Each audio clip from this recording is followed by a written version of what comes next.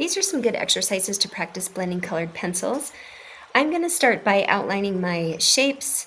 I just chose basic shapes with the permanent fine tipped black pen.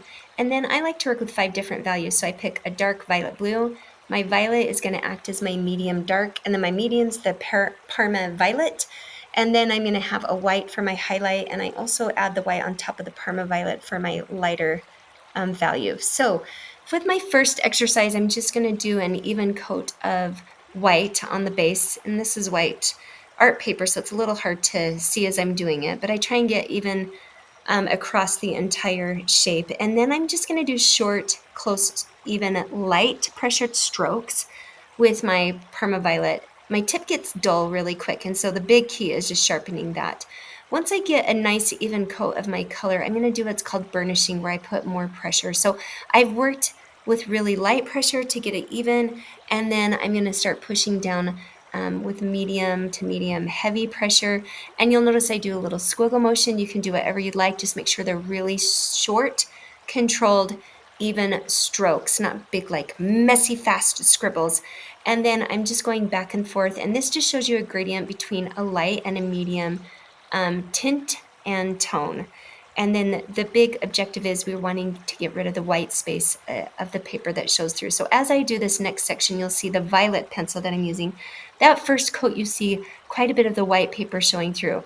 And that's fine because we want to build layers, because the colored pencils I'm using are Prismacolor pencils, and colored pencils are made from wax. And so it lifts on the paper, and layers make it so that those white spaces, or like white little flecks, go away. And so I like to use those even pressure so that I can build up layers of color, and then you can see that. So the next one I'm going to do is going to be a gradient from dark to a medium color, where we've done medium to light, and then we just showed one solid medium.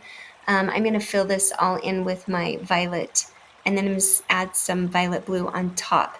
So you can start with a light tone or medium tone pencil to layer first, and then you can start building your lighter or your darker on top. So really there's no rule of thumb. It's just whatever you're going for. I like to practice different techniques because you could prefer one over the other, and you'll see I'm switching back and forth between the two dark and medium tones. So you'll notice that I overlap the layers because I don't want to see a sharp edge, and that's really important for blending.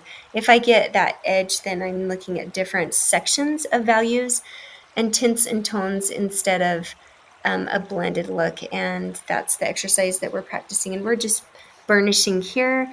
And then the last one I'm going to show you, I'm adding an indigo blue. So I want to show how you go from an extreme dark to light monochromatic color scheme, showing the different range of shades, tones, and tints, which is just a fast, fancy way to be like, oh, this is dark, mediums, and lights. And so I started with that indigo blue, and then I'm going with my darker color, and then I'm going to throw in some violet, and just really back and forth and short strokes. And I can do the scribble technique like I showed you before. And then I'm going to start adding some of that Parma violet. And again, that Parma violet is going over top of the violet, and the violet's going over top of the indigo. And so it's not like stripes and lines that I'm drawing. They're back and forth and back and forth.